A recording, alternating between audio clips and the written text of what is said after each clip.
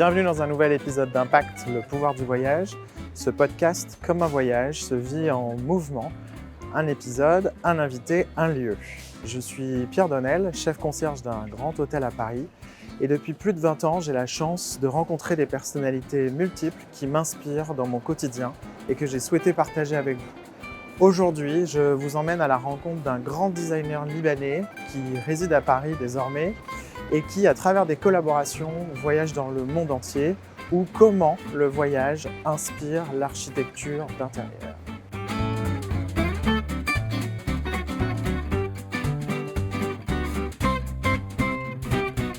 Bonjour Ami. Bonjour Pierre. Comment allez-vous? Très bien et vous? Ça va, merci beaucoup. C'est quoi cette obsession avec les chariots de bar? Alors, les chariots de bar, c'est une longue histoire, mais en cours, ça a commencé, moi je suis originaire du Liban, et au Liban, on a comme dans beaucoup d'autres pays, on a beaucoup de déjeuners de dimanche, où toute la famille se rassemble autour du déjeuner. Normalement, c'est la grand-mère qui a cuisiné pour nous. D'ailleurs, vous devriez essayer ça, c'est magnifique, c'est super bon. Et donc, je me rappelle très bien, nous, on voyageait beaucoup. On habitait en Arabie Saoudite et on venait chaque été au Liban. Et je me rappelais très bien quand on faisait les déjeuners de famille là-bas, à côté de la table, il y avait une petite dessert roulante qui était tout le temps là en stand-by, qui ne bougeait pas, avec des boissons, avec tout genre d'accessoires imaginables, pas nécessairement des boissons. Et je me rappelle très bien que moi, quand on m'appelait à déjeuner à la table, je regardais tout le temps cette dessert roulante et je voulais la bouger. Mais tellement c'était ancien, je ne pouvais pas. Donc mes parents me disaient non, tu ne peux pas parce que ça va tomber. C'était très fragile.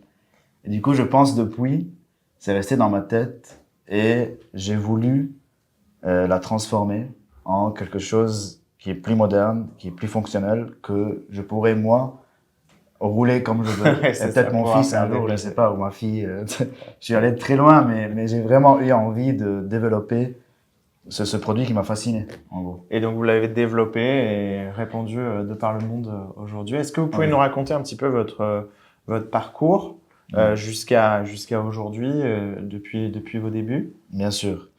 Alors, de base, moi, je suis formé en architecture d'intérieur, mais j'ai toujours voulu rentrer dans le design de mobilier. Alors, j'ai commencé par l'architecture d'intérieur et même depuis que j'étais très jeune, je regardais des cartoons à la télé et je dessinais tout le temps les accessoires que je voyais sur la télé. Je me rappelle, il y avait c'est comme Batman, disons. Il avait des gadgets qu'il jetait, etc. Je les dessinais toujours sur un cahier que je gardais de côté en me disant je vais créer ça quand je vais. Et que les gadgets? Oui. Que les accessoires? Il n'y avait pas de meubles. D'accord. Après, en faisant de l'architecture d'intérieur, voilà, j'ai appris qu'au fait, c'est très technique, c'est pas aussi simple que ça. Donc, j'ai rentré dans les meubles, j'ai commencé, je fais mon master en Italie, à Milan. Je travaillais un petit peu avec mon prof et j'ai décidé de commencer ma propre boîte. Donc, j'ai fait appel à des amis qui sont dans le même domaine, qui pourraient m'aider. Et on a décidé de lancer ensemble. Ça, c'était en quelle année? Un studio de design, c'était en 2017. D'accord. Ça fait 8 ans maintenant. Plus ou moins, oui. Ouais. Mais au début, c'était pas du tout un studio, c'était vraiment un hobby. On savait pas ce qu'on faisait. On avait zéro knowledge, business knowledge. Oui, mais vous saviez que c'était une direction vers laquelle vous vouliez aller, puisque c'était les études d'architecture que vous avez faites. Exact. Et donc, forcément, on construit son projet professionnel en parallèle. Donc, ce qui peut être un hobby devient aujourd'hui votre activité principale. Et donc, c'était déjà le studio Caramel, c'est ça? Oui. C'était déjà le studio Caramel à la base. Et aujourd'hui, ça s'est développé uniquement en mobilier ou est-ce qu'il y a aussi de l'architecture intérieure? Alors, c'est une très bonne question. On a commencé juste par du mobilier. Ouais. Et maintenant, ça s'est développé. On fait plus des intérieurs aussi. Donc, c'est un studio qui est spécialisé dans les meubles, mais c'est aussi un studio d'architecture d'intérieur. C'est venu comment, justement? Parce que si je comprends bien, donc il y a des études d'architecture d'intérieur. Ouais. On commence avec le mobilier parce que c'est votre passion et un peu votre obsession depuis l'enfance. Et puis, par la force des choses ou parce que vous avez des demandes, vous développez en plus, revenez à l'architecture d'intérieur? C'est un peu ça. C'est un peu ça pour expliquer plus clairement. En fait, on a commencé par l'architecture d'intérieur. On a eu un projet d'un restaurant qui s'appelle Le Baron, pour lequel le fondateur, il voulait un chariot de bar. D'accord. Donc il est venu vers nous, on a attiré cette demande vers nous, on a fait le projet, on venait de commencer, on n'avait pas d'équipe, on n'était que deux. On a fait appel à des amis qui sont des photographes, on a pris les photos, on a fait un petit texte parlant de l'histoire de cette desserte roulante, et on l'a envoyé à la presse qui nous intéresse le plus. On en avait une seule. C'était le Wallpaper Magazine. Ouais. Et dès qu'on l'a envoyé, au fait, le même jour, ils nous ont répondu, ils nous ont dit, on aime beaucoup, on veut vraiment vous publier votre article. Et c'est là que notre renommée en tant que designer de desserte roulante a commencé. Alors que le projet était vraiment au tout début. Exactement. À peine lancé, Voilà. vous êtes déjà mis en orbite. Exact. Et puis on ne savait rien en business. On est des architectes d'intérieur, on parlait compte. Donc les gens qui venaient vers nous, ils nous demandaient les prix, combien de temps ça prend, est-ce qu'on peut. Ils avaient vraiment plusieurs demandes sur des services et sur des produits, et on a dû apprendre les réponses avec le temps. Oui, bien sûr. C'est venu. Vous êtes combien à fonder le studio? On est deux. Vous êtes deux, et aujourd'hui? Deux. Deux toujours, mais des équipes beaucoup plus importantes? Oui, un peu plus importantes. On n'est pas un énorme studio, mais on a des dessinateurs, on a les artisans bien sûr qui nous aident à produire les meubles et les accessoires bien sûr. Et bien, on a aussi une équipe, c'est pas une équipe, c'est vraiment une ou deux personnes pour le marketing et les sales. Parce que pour la partie qui vous manquait au début. Voilà. Très bien. Exactement. Et le comptable bien sûr, on peut pas l'oublier. Et parce que le studio se développe sur l'architecture intérieure, très vite ça se développe sur le chariot, mais il n'y a pas que ça. Il n'y a pas que le chariot aujourd'hui. Le chariot, c'est un peu le spot qui est, enfin le produit d'appel qui est mis en avant, qui est développé. Vous l'avez fait évoluer avec le temps ou Oui, ça a beaucoup évolué. Ouais. En fait, techniquement, une desserte roulante, c'est très difficile à produire. Et on ne le savait pas. Mais heureusement, on a commencé avec de très bons artisans. Et avec le temps, ça s'est développé. Donc maintenant, les dessertes roulantes qu'on crée, il y en a plusieurs fonctions. Donc il y en a pour les résidences, il y en a pour les hôtels et les restaurants, parce que c'est beaucoup plus utilisé. Dans les hôtels et dans les restaurants. Voilà. Et ils ont besoin d'une technique beaucoup plus forte. Donc vraiment, il y a une ingénierie derrière qui est très importante. Donc je dirais, les dessertes roulantes aujourd'hui, c'est vraiment notre signature. Et tous les autres meubles aussi, on fait de tout. On fait des tables, des chaises, des bibliothèques. On a même fait une boîte à musique récemment. Je dirais pas que c'est un meuble, bien sûr, c'est un accessoire. Ça, c'était pour un particulier ou c'était pour... C'était pour une maison d'édition. D'accord. En fait. C'était une galerie qui s'appelait Joy Mardini Design Gallery. Et on a fait cette boîte à musique en collaboration avec Rouge, qui est une manufacture suisse, la plus ancienne, qui fait vraiment les accessoires de montres et de boîtes à musique. Donc on a vraiment voyagé en Suisse, on a pris l'expertise, on l'a emmené au Liban. Donc on a appris un peu de partout, de chaque pays, on a appris quelque chose. Ouais, parce que là, depuis le début, on parle de plein de destinations, on va revenir dessus, mais aujourd'hui, vous êtes basé où? Aujourd'hui, on est basé à Paris. Vous êtes basé à Paris? Oui. Le studio Caramel, c'est à Paris? Oui. Alors, une moitié est à Paris et une moitié est à Beyrouth, évidemment, parce qu'il y a mon partenaire là-bas, Eli, qui lui, il est le stratégiste business de la boîte. Et moi, je suis plutôt dans le design, peut-être un peu plus l'artisanat. Et donc vous déplacez un petit peu plus que lui, c'est ça? Donc ça, apparemment, c'est moi qui me déplace plus. C'est vous le nomade. Si je reprends un petit peu tous les éléments dont on vient de parler, naissance à Beyrouth, c'est ça. Puis installation en Arabie Saoudite. Oui. Études en Italie. Exact. Aujourd'hui entre Paris et Beyrouth, mais aussi forcément avec toutes vos collaborations un petit peu partout dans le monde. Ouais. Les chariots, vous les avez développés pour des restaurants, des hôtels. Les destinations principales dans le monde, c'est quoi? Los Angeles? Je dirais États-Unis, Ouais. Los Angeles, Toronto même. Mhm. On a vendu même à Hong Kong, D'accord. Moyen-Orient, évidemment, Mhm. un peu à Dubaï, et au Liban, évidemment, on a commencé là-bas. Ouais. Paris, France, je dirais plus que Paris, Ouais. et Croatie.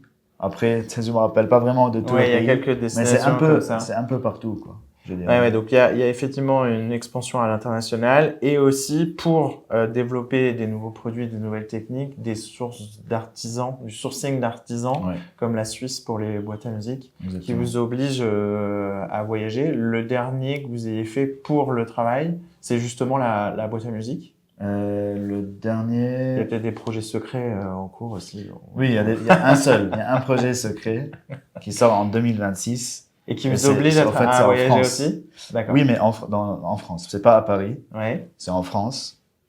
Je peux pas trop en On peut avoir parler. un tout petit Je peux juste vous teasing. dire que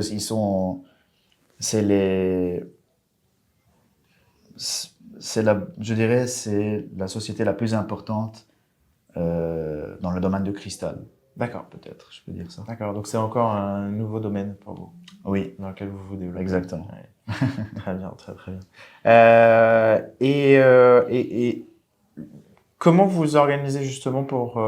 est-ce qu'il y a une organisation particulière pour travailler, on a dit nomade parce que vous êtes basé à Paris, mais j'ai l'impression que par la force des choses, mais aussi par choix, Bien sûr. vous souhaitez... est-ce que quand vous voyagez, c'est pour répondre à une demande ou une recherche, ou est-ce que vous voyagez de façon complètement aléatoire, justement pour aller vous inspirer? Comment ça se passe? Pas encore. J'aimerais bien que ce soit de Ouais. manière aléatoire pour s'inspirer. Après, à chaque voyage, on s'inspire évidemment, mais c'est plutôt concentré. Par exemple, là, j'ai un voyage demain matin, d'ailleurs. Mhm. Je vais à Beyrouth parce qu'on a pris un projet d'intérieur d'un restaurant et je dois être là-bas présent pour voir l'espace, parler avec le client parce qu'il y a beaucoup de dialogue dans notre travail. C'est pas vraiment nous qui créons de A à Z sans une conversation avec Bien le sûr. client, évidemment. Donc, il y a le dialogue qui est très important, l'emplacement, et puis bien sûr l'artisanat, voir qui va travailler le projet là-bas, les dessins, les dimensions, etc. Donc oui, je dirais, les voyages, c'est plutôt... Il y a un but derrière chaque voyage. Oui, C'est ça jamais répond à aléatoire. une demande initiale. Comment vous êtes arrivé, parce que on a bien compris, au départ, il y a une obsession pour les accessoires, puis il y a l'architecture d'intérieur. Comment vous arrivez à collaborer de façon assez fluide pour des restaurants et des hôtels, alors que l'architecture d'intérieur, ça peut être dans tellement de domaines différents. Qu'est-ce qui fait que justement, c'est plus spécifiquement dans les hôtels et dans les restaurants que vous vous êtes dirigé? Je pense que nous, notre service, c'est vraiment un design d'hospitalité. On a commencé, encore une fois, notre signature, c'était les desserts roulantes. On crée des pièces qui rassemblent les gens. Et c'est un peu comme mon partenaire dans le travail et moi, comme Ellie et moi. On aime, le projet, il a commencé, c'était un projet d'amitié. Donc vraiment, on voulait rassembler les gens autour, que ce soit un déjeuner ou un ciné ou une activité. Ça a commencé comme ça. Et je pense, dans les hôtels et les restaurants, évidemment, le plus important, c'est de servir les gens, de les mettre bien, si je me permets. Donc, vu que on a créé des produits qui rassemblent les gens, je pense, logiquement, ça nous a mené vers les restaurants et les hôtels, ou les boutiques hôtels, qui est la même chose. Ouais. Et c'était, donc, le premier projet, c'était ce fameux restaurant pour lequel vous travaillez sur l'architecture d'intérieur, mais qui vous a demandé le... Oui, non, en fait, l'architecture d'intérieur, c'était par d'autres architectes, qui s'appellent FAR, F-A-R. Et eux, ils nous ont demandé de faire ce chariot de bord. Et aujourd'hui, ce restaurant, ça fait 2 années consécutives qui sont dans les top 50 restaurants dans la région MENA, donc Middle East and Africa, Moyen-Orient et Afrique. D'accord. Et il est basé où? À Beyrouth. Il y a au Liban, maintenant il y a à Dubaï. Je pense qu'ils sont. Mais le premier, c'était au Liban. Beyrouth, ouais. Donc, en plus, vous avez commencé C'était sur plus facile, vu les qu'on terres était basé d'origine. là-bas. Oui, à l'époque, vous étiez basé là-bas, c'est ça? Oui, Ouais, vous avez tout seulement commencé là-bas. là-bas. Et Paris, ça arrive quand? Paris, ça arrive il y a 3 ans exactement. Ouais. 3 ans. Oui, maintenant c'est la 4e année. Parce que vous aviez jamais vécu à Paris. Vous Non. veniez peut-être régulièrement, mais... Voilà, en parlant de voyage, on voyageait beaucoup, au moins 1 ou 2 fois à Paris. À un moment, en 2018, on a gagné la prime de Maison et Objets. D'accord. C'était le Rising Talent Award À Paris. à Paris. Du coup, on était Pour le invité. chariot. Ça a commencé. Oui, c'était pas seulement le chariot. C'était la desserte roulante, c'était la bibliothèque.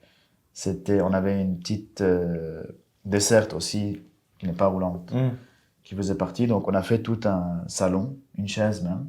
On l'a présenté à Maison et Objets.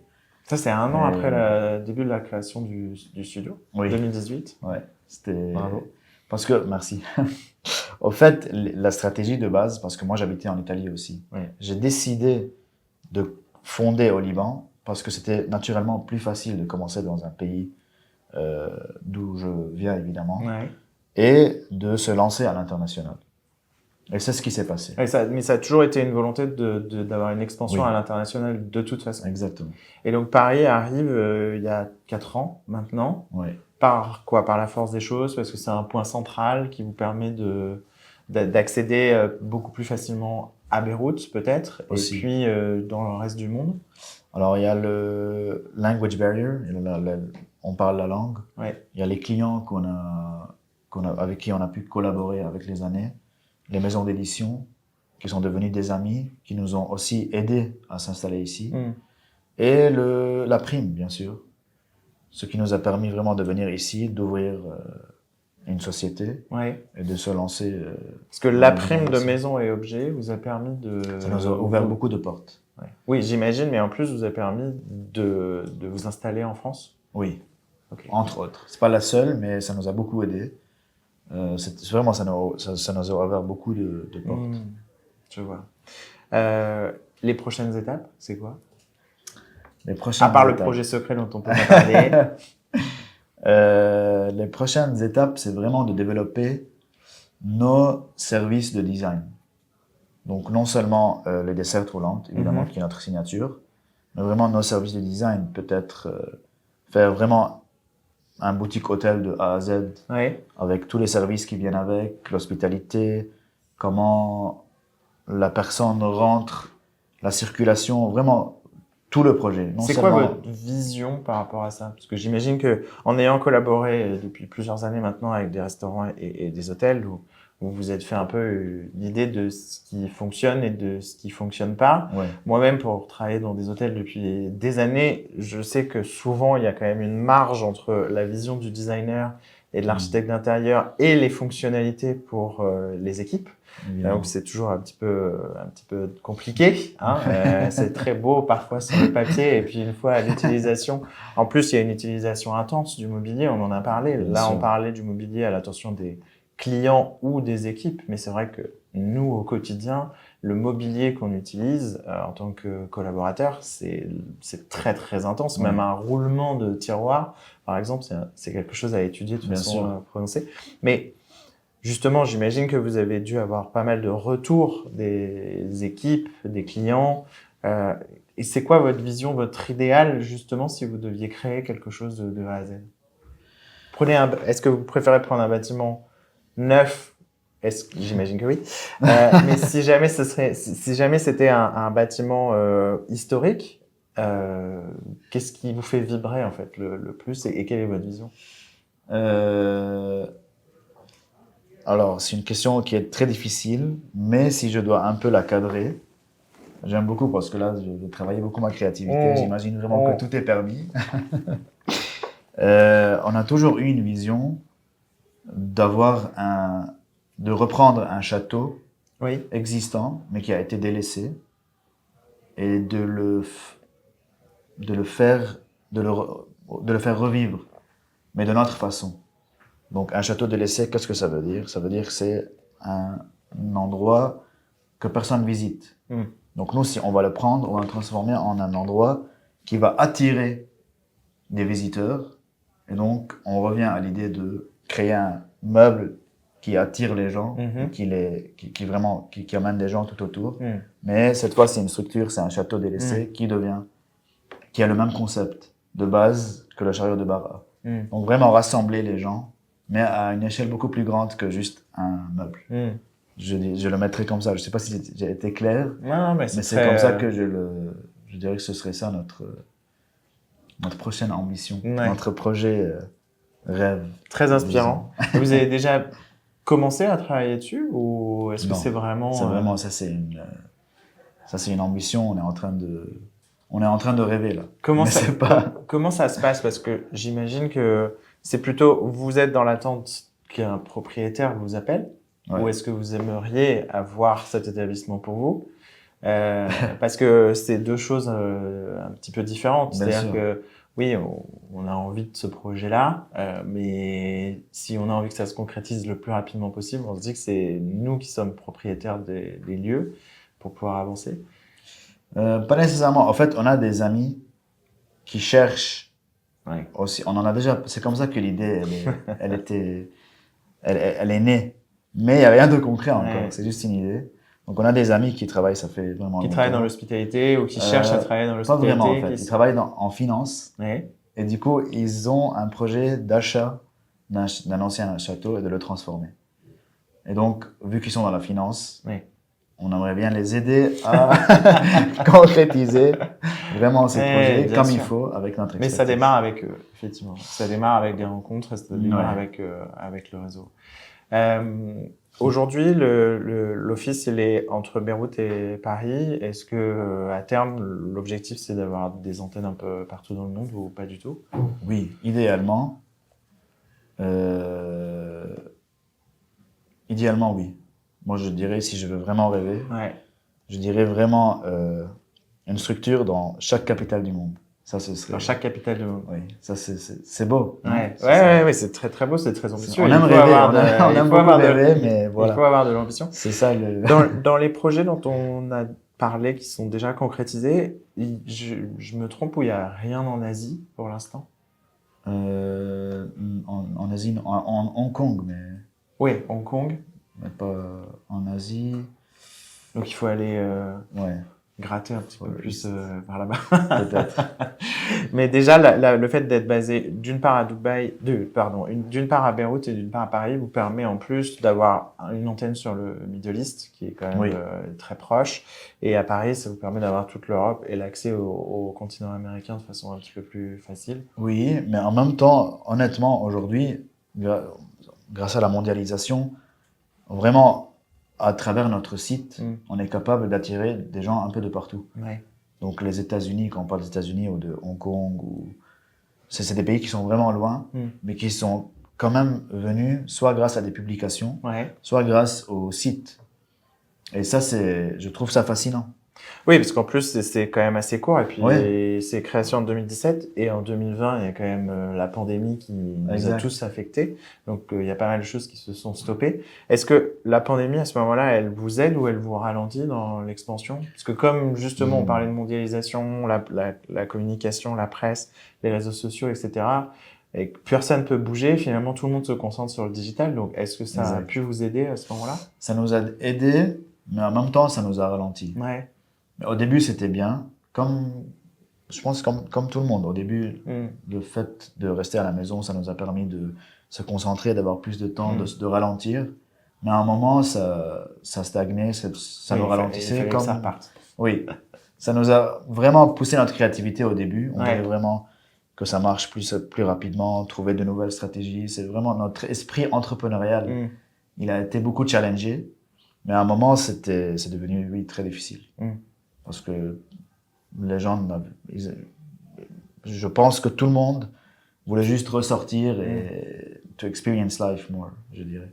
Vous avez dans toutes les collaborations, vous avez des marques, des noms de restaurants, d'hôtels que vous pouvez citer? Oui. Les chariots, ils sont présents Après, les chariots, on a ils sont présents dans plusieurs établissements qui sont assez connus, Ouais. mais pas nécessairement à travers nous directement. Donc nous, on a travaillé avec des traiteurs qui sont aujourd'hui présents chez Roland Garros ou bien au Parc des Princes. Ouais. J'essaie peut-être même pendant les Olympiques, Ouais. mais ça c'est d'autres traiteurs bien sûr, qui étaient présents. Donc parce que vous avez travaillé avec ces traiteurs-là et qui, eux, sont présents exactement, qui sont présents dans des lieux qui sont plus ou moins connus. Ça nous a permis d'avoir vraiment des desserts signature dans ces lieux d'exception. Bien sûr. Donc si vous y allez un jour et vous allez voir une dessert roulante, probablement que ça va être le nôtre. D'accord, je ferai attention. Je vous enverrai des photos. Est-ce que c'est vous? S'il vous plaît. Est-ce que c'est vous? Plus personnellement, comment vous voyagez aujourd'hui? Est-ce que vous voyagez uniquement de façon professionnelle ou j'espère que vous voyagez de façon personnelle aussi? Comment vous voyagez? Quelles sont vos destinations favorites? Business class. Ouais. On espère tous ça. Oui, bien sûr. Alors, vous voyagez de façon régulière pour le plaisir? Oui, surtout pendant les vacances. On revient à la première question que vous m'avez posée. Donc, les déjeuners de famille au Liban. Donc, à Noël, je repars, je vois ma famille. On se retrouve soit au Liban, soit à Dubaï parce que ma sœur, elle habite là-bas avec son mari. Donc, j'ai des voyages de vacances pour retrouver la famille. Et j'ai des voyages juste pour s'amuser, pour explorer de nouvelles cultures, de nouveaux endroits. C'est quoi votre dernière destination? Ma dernière destination, c'était Barcelone. C'était la première fois? C'était la première fois. Et c'était pour le plaisir, comme ça? C'était juste pour le plaisir. Et qu'est-ce que vous en avez rapporté de ce voyage? Donc, déjà, vraiment, le côté l'humain à Barcelone. Les gens sont... Je sais pas... Ils vivent au présent. Plus qu'une autre destination? Je sais pas si on compare par rapport à un voyage précédent, ça vous a plus marqué sur Barcelone? Je pense, oui. Ouais. Après, je compare pas vraiment. J'essaie moi aussi de vivre dans l'instant. Mais donc, 15 jours à Barcelone, mine de rien, ça permet justement de prendre le temps et de sentir un peu la vibe de la destination. Exactement. Ouais. Donc, mais aussi à l'architecture à Barcelone. Ouais. L'architecture, c'est un style plutôt gothique.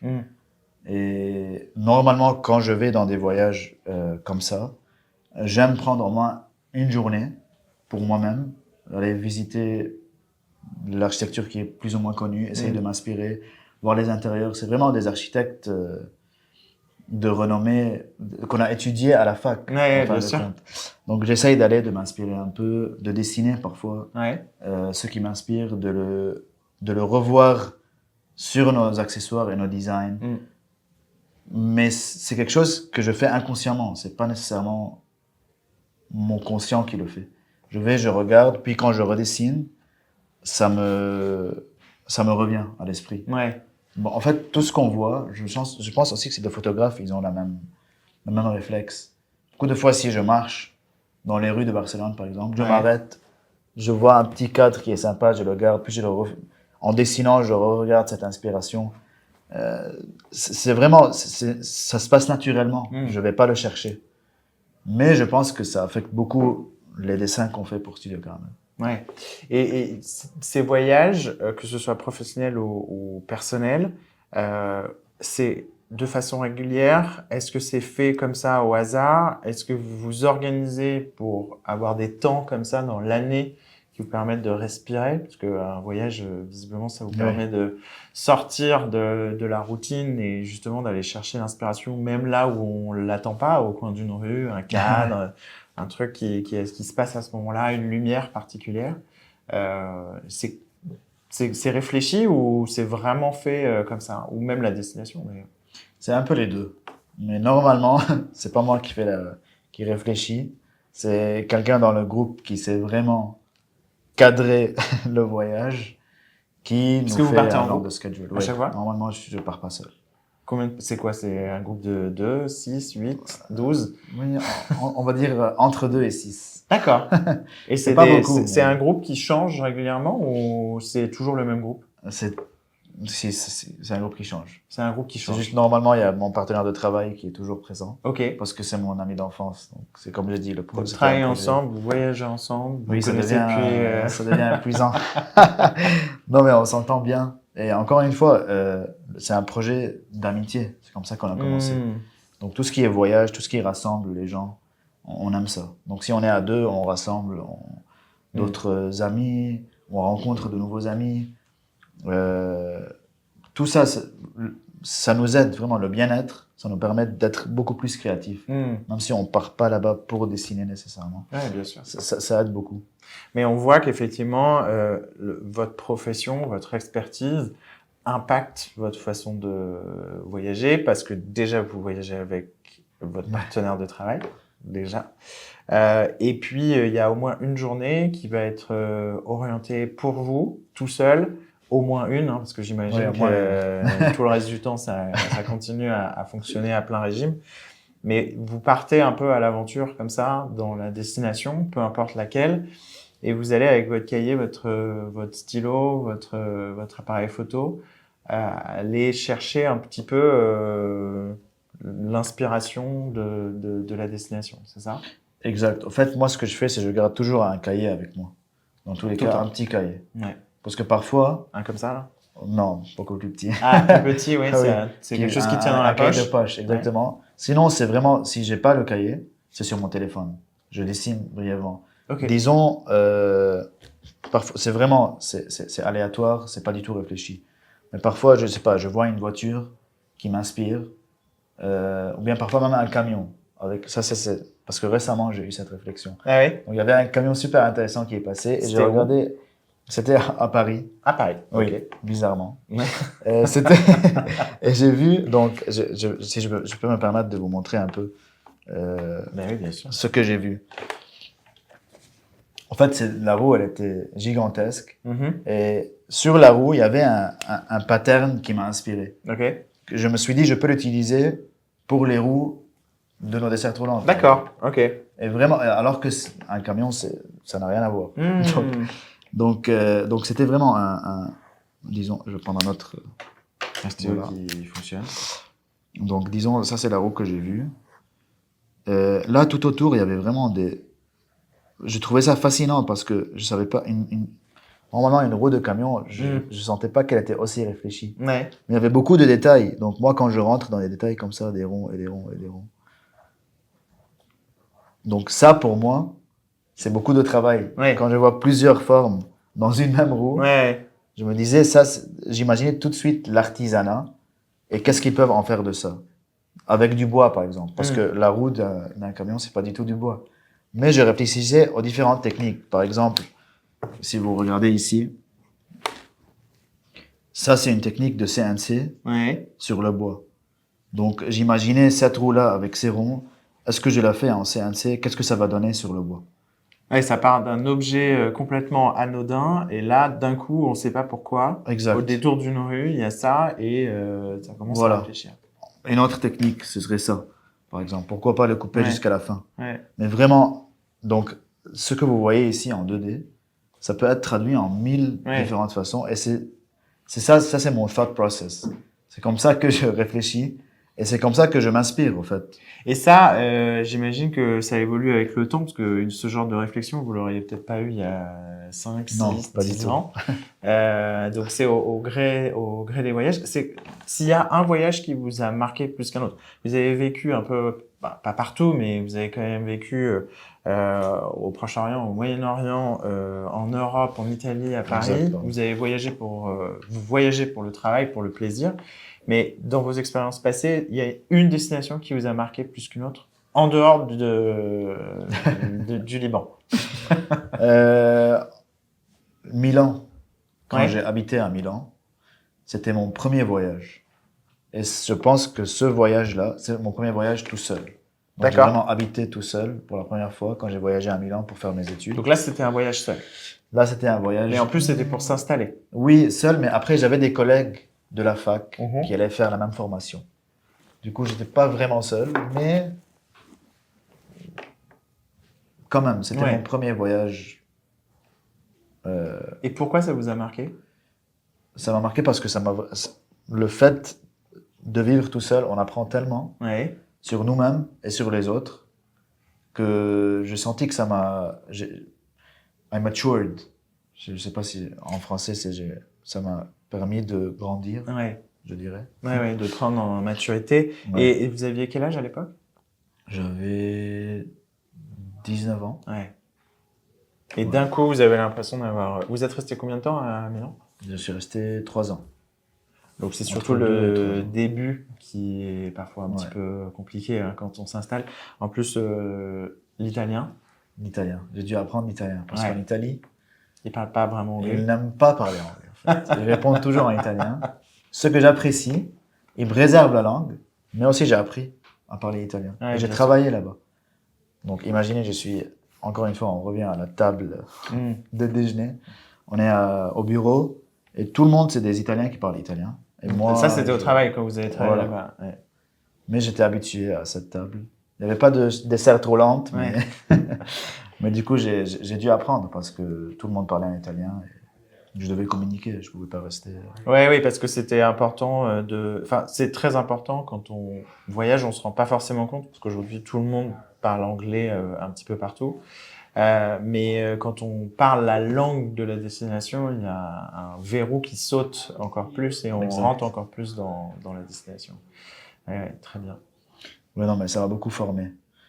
L'Italie, ça m'a transformé la vie. Vraiment. C'était très impressionnant. Et prochaine destination qui vous fait rêver ou peut-être qui est déjà programmée? Elle n'est pas programmée encore, mais le Japon, je dirais. Ah oui? Oui, le Japon. C'est marrant parce que le Japon, j'en entendais parler ce matin même, c'est vraiment la destination du moment.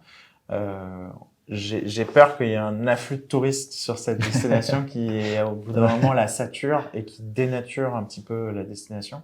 Donc, je pense qu'il faut y aller maintenant ou après, il faut attendre quelques années pour retrouver son authenticité. Pourquoi le Japon? C'est une culture qui est extrêmement différente. C'est un pays qui est loin. De tout? À tout. tous les niveaux? Oui. Même leur façon de penser est différente. Le design est différent. L'humain est différent. La nourriture est différente. C'est toute une culture qui m'impressionne. Et j'aimerais bien rentrer dedans plus. Vivre vraiment comme eux ont vécu. Donc ça veut dire partir longtemps? 2 semaines, c'est bien. Ça va. Ouais, c'est court. Avec ce pays qui est quand même immense, avec des très grandes différences culturelles, même du nord au sud, vous voudriez vous concentrer sur quelle partie? Je dirais la capitale pour commencer. Et après, on verra. Mais en parlant de voyage, encore une fois, donc mon partenaire de travail, mon business partner, mon ami d'enfance, il a voyagé en Chine, pas en Japon, dans des villages où il a fait des formations d'acupuncture. Donc lui, vraiment, il était indulgé dans cette culture. Il a été baigné dans la culture. Voilà. Et ça, parfois quand on parle de design, parce que nous, on discute, c'est vrai que c'est moi qui dessine, mais il y a toujours une discussion avec lui. Même de ses voyages, il arrive à inspirer mes dessins. Donc il y a mes voyages, ses voyages, et le voyage que le client va avoir à partir de notre création. Oui, bien sûr. Mais ce qui est intéressant, c'est qu'on a beaucoup parlé de voyage avec des villes. Visiblement, vous êtes plutôt attiré par le côté urbain et citadin, et on se dit que ça a du sens, puisqu'en termes de design, c'est là où on va retrouver le plus d'inspiration. Mais la partie off, en dehors de la ville, c'est quelque chose qui vous attire aussi ou pas du tout? Parce qu'il y a aussi des sources d'inspiration de façon différente où en fait le rythme va être complètement ralenti et peut-être un nuage ou un brin d'herbe va vous inspirer de façon différente. Oui, je me rappelle en Italie, on avait fait des voyages dans des villes médiévales. Et ça, pour moi, c'était une expérience aussi. Mais on reste dans des villes. Ouais. On reste dans des villes. Ouais, on reste dans les villes, c'est vrai. Je pense que oui, on a un faible pour les villes. Je pense pas qu'on a eu assez de temps pour explorer tout ce qui est en dehors des villes. Je pense que ça vient après. Donc on commence par les villes et après on sort. Ouais, c'est la Quand, prochaine. je pense que c'est ça le. Mais si vous avez des idées, je voulais partager. Je voulais partager, non, parce que je suis persuadé qu'on peut s'inspirer de tout et n'importe quoi, et on en a parlé tout à l'heure. Une roue de camion peut déboucher sur des pensées qui partent dans tous les sens. Donc c'est hyper intéressant. C'est pas super élégant, mais c'est quand même. Oui, mais inspirant. on peut partir d'un objet du quotidien, Ouais, voilà. et souvent les plus grands objets de design partent d'un objet du quotidien pour arriver vers quelque chose à la fois fonctionnel et surtout beau, mais fonctionnel aussi.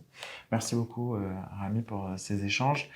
J'ai l'habitude de poser toujours une dernière question à mes invités. Maintenant qu'on a développé tous ces sujets autour de l'expertise et du voyage, est-ce qu'il y a une personne que vous connaissez, ou pas d'ailleurs, juste une personne qui vous inspire, on parlait beaucoup d'inspiration, à qui vous aimeriez tendre le micro pour prolonger cette conversation peut-être dans un autre domaine? Ça peut être 1, 2... Je vais vous donner 2. Le premier, très honnêtement, c'est Eli, qui est mon partenaire dans le travail. Parce qu'il a aussi une trajectoire incroyable. Et c'était un physiothérapeute de base, puis il est devenu entrepreneur, puis stratégiste dans le luxe. Donc c'est une histoire fascinante. Et évidemment... Qui complète la vôtre? Oui, voilà. Et c'est une personne que je respecte beaucoup, c'est un très bon ami à moi. Donc ça, c'est 1. La deuxième, je dirais, ce serait très intéressant de voir Philippe Starck. Ouais. Parce que je l'ai rencontré quelques fois dans des galeries ou dans des événements. Je ne le connais pas personnellement, évidemment. Mais il a des histoires fascinantes tout le temps. Son approche, bien sûr, aussi au design, elle est incroyable. Je sens que c'est tellement chill. Ouais. Après, je ne sais pas, je ne suis pas à sa place. Mais on sent que c'est tellement chill qu'on se dit, c'est beau, c'est inspirant. On aimerait bien être Philippe Starck à l'aise. Je ne dirais pas ça, mais être à l'aise comme il est dans son travail. Super. Dans ses créations. Merci beaucoup, Rami. Merci à vous.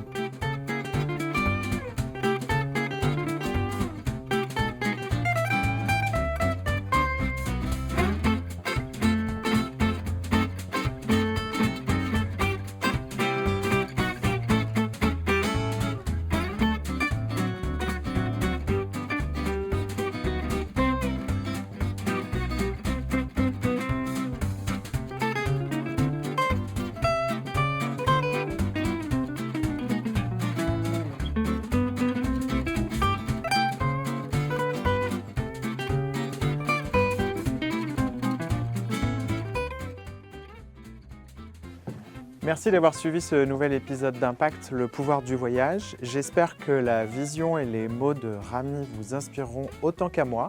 Je vous retrouve très vite pour un autre épisode avec un nouvel invité, mais toujours la même question, comment le voyage nous transforme ?